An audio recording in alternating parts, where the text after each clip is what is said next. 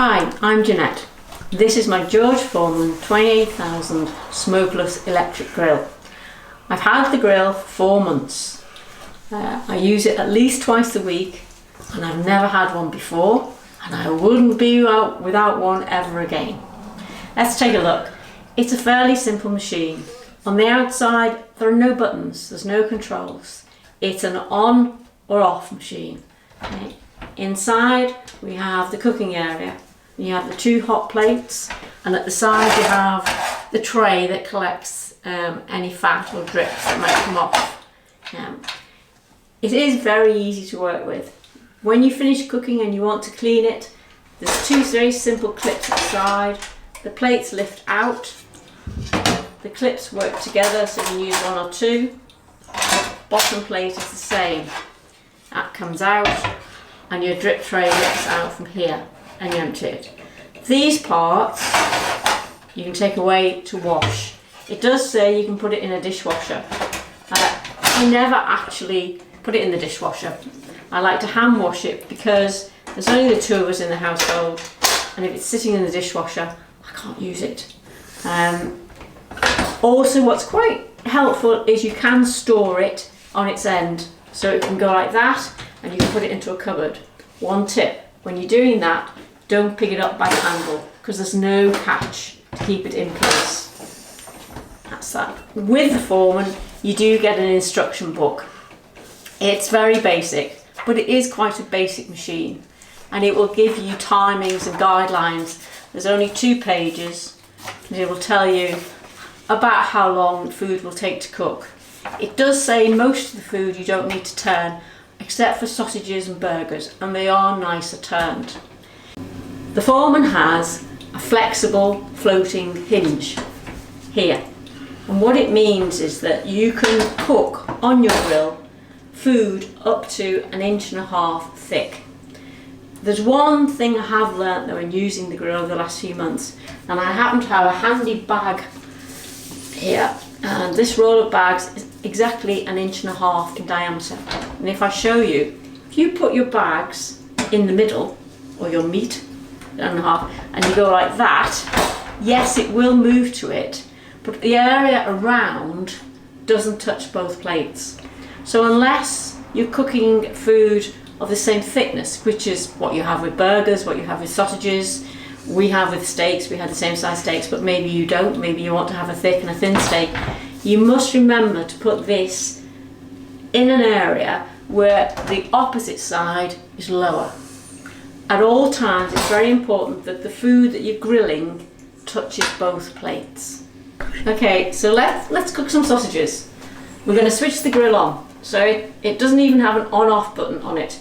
Plug it in, switch the electric on, and our red light comes on to tell us it's got power and it's going to start heating up. When it comes to the right temperature, the green light will come on.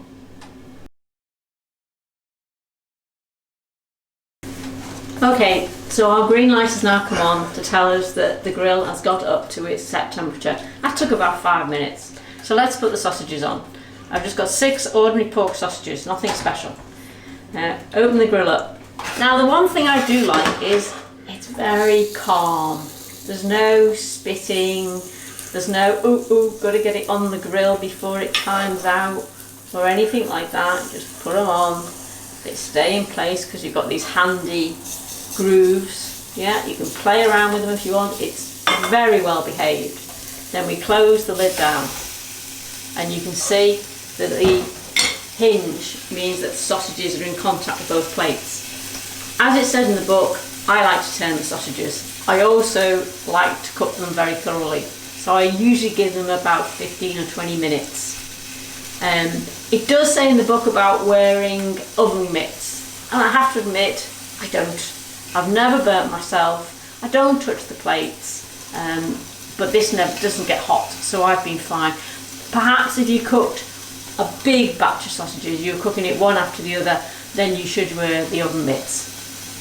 I have found that with everything, it cooks things more quickly than it did conventionally. So if I cook sausages in the oven, they maybe be in there for about 50 minutes. With this, it's 20 minutes. Food in general yeah, it comes out much more juicy. Steaks, we cook steaks at least once a week. Now, if you like your steak well done on the outside but rare pink in the middle, you must use a thicker steak. I tend to buy sirloins. They tend to be about half an inch, 15mm thick. And really, to get the outside of the steak nicely cooked brown so it's appetizing, you can't get it to be pink in the middle. You really can't. It works great with pork chops. I was a little bit worried at first that it wouldn't cook the fat on the edge of the pork chop. It does, no problem. It works well with burgers. It's fantastic with burgers. Just put them on, take them off, beautifully cooked. Again, retaining their juiciness and their flavour.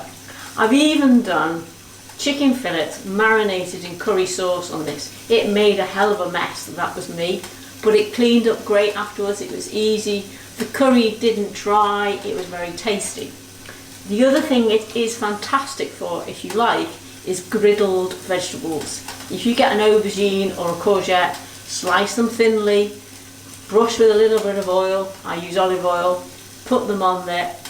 They are beautiful. They are very tasty indeed. And I think you can see here now our sausages are cooking away. There's no smoke, none at all. You do sometimes get a little bit of steam, or if your cooking is very, very fatty, you will get a bit more steam. If you're in any way concerned, or if I'm unsure, the first time I'm cooking something, I'll put my grill on my hob under my cooker hood, so that if I do need the extractor fan on, I've got it there. But honestly, in 4 months, I've never used it. So let's wait and see how our sausages look. So our sausages are ready to turn over. You lift them up and you can see they're all nicely brown on one side, and then we've got these handy ridges. We can just turn them within the ridges. These do smell rather good. Line them all up and we close the lid again. Even now in the middle of the cooking, you see there's no smoke, it's just quietly getting on with this job. Okay, so our sausages will be cooked down. Let's have a lid.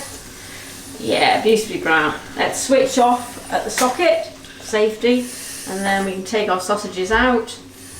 Yum, yum, yum. They smell rather lovely. And as you can see, there's actually not a lot of mess in the grill. Obviously, leave it to go completely cold before you take the tray out, the drip tray out or anything. But I've really found over these months that there's less mess. There's a lot less mess. Less fat comes out. The food just cooks it better. I hope you found this video useful. Thank you for your time. I'm not affiliated to anybody, Amazon or other manufacturer. I just think it's a great product, and I hope you enjoy one if you get one.